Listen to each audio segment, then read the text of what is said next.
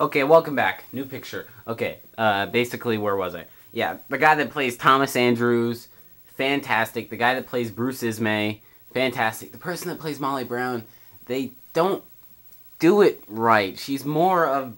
They had Charles Lightoller be a badass. They should have had Molly Brown be the badass. Although, the Charles Lightoller scenes are very good. Like the scene where he says, "Get back, I say, or I'll shoot you all like dogs." I love that, especially like cranking the volume up. I like movies really loud. But yeah, Charles Lightoller is good, but Molly Brown, they really should have got Molly Brown right.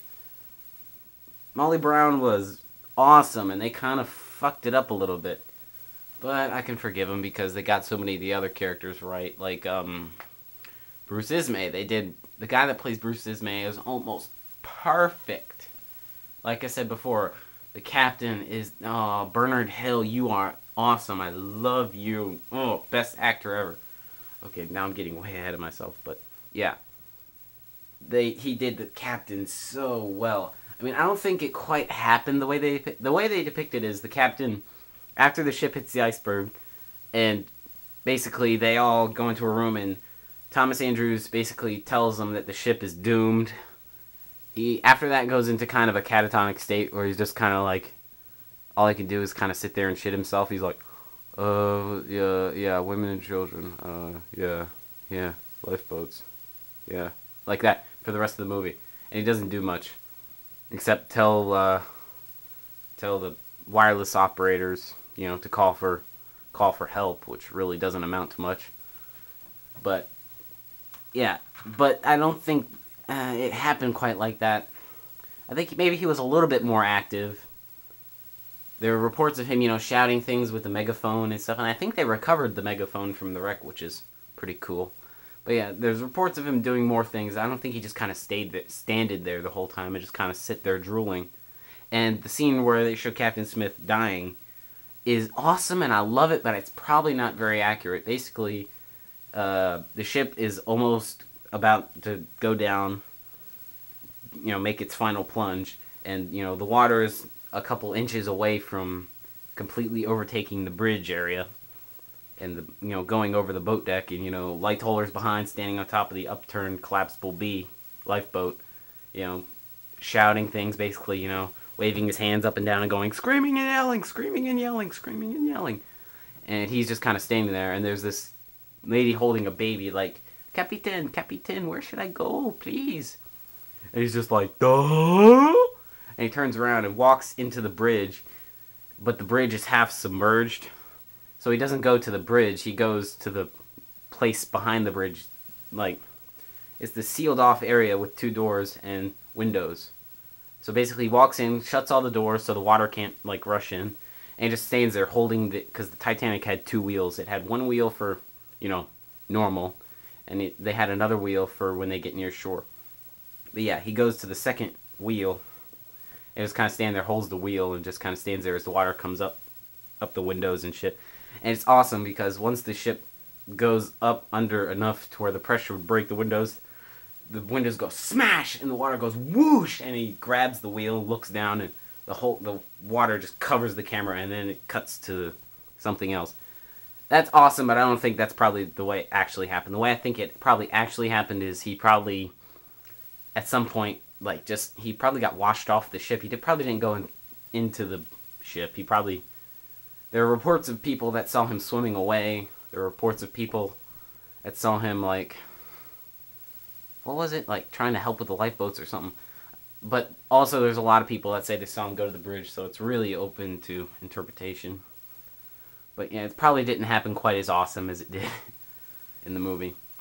Okay, who else? What other parts? Let's just talk about how good the action parts are. Like, this movie has great action scenes. The first real action... It's not really an action scene. The only thing that makes it kind of like an action scene is the music. Speaking of which, the music, the score in this movie is fucking fantastic. Yeah, basically the scene where the ship hits the iceberg, Lightoller went in, he went off watch, and First Officer Murdoch went on watch, And basically, what was his name? Frederick Fleet. It's kind of hard to say his name for some reason for me, because I'm dumb. He's in there, and he sees the iceberg, and he says, "Bugger me," but it actually kind of sounds like he says, "Fuck me," which is funny. They probably should have just had that in there. It would have been funny. But, humor is not what you need at this particular scene. Basically, he calls the bridge. He says, "Pick up, you bastards!" which is a little bit over the top. And the dude, it's so funny. The dude answers the phone, and the guy at the crow's nest says, "Is there anyone there?" And the guy on the bridge says, "What? Yes, what do you see?" And the dude on the crow's nest says, "Iceberg right ahead." And the dude said, "Thank you." And he hangs up the phone. Who says thank you? Like, "We're about to run into a giant wall." Okay, thank you. Thank you very much. But it's accurate. Those are the exact quotes. The guy actually did say thank you, so they should have had it in there. I'm glad they do have it.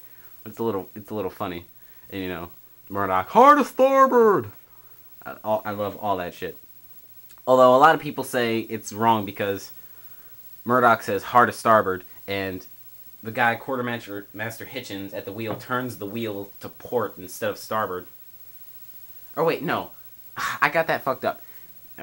The iceberg's here. The ship is going that way. He says hard to starboard, and the ship turns to port instead of starboard. And it's very weird, but the way they had the way you return the wheel, basically, it's very complicated. They had it correct in the movie. There was no fuck up. It's all very strange, but he said hard to starboard, and they turned to the port. But for some stupid reason, that's the way you were supposed to do it. But anywho, yeah, the scenes where the ship starts to sink, like the band playing "Nearer My God to Thee," perfect. Again, it probably didn't happen quite like that, to be perfectly honest, but it's still great. Oh, my favorite scene in the whole movie is when they're playing "Nearer My God to Thee" and the bridge starts to go under. Oh, I love that scene. And, you know, the forward funnel falling into the water, awesome, I love it. Although I wish there was a better shot. They didn't film that very well. But yeah, the forward funnel falling, the ship going, you know, vertical, high up in the air, the ship, you know, the lights going out, the ship breaking in half. It was all done fantastically and very accurate. The ship broke in half just past the third funnel, and that's the way they show it in the movie. They knew what they were doing when they made this movie. Oh, and I didn't even talk about the scene where the grand staircase submerges. That's great. John Jacob Astor, like the richest guy in the entire ship, is in there, like kind of like the captain. He's just like, duh. And the scene where the dome shatters and all the water comes crashing in.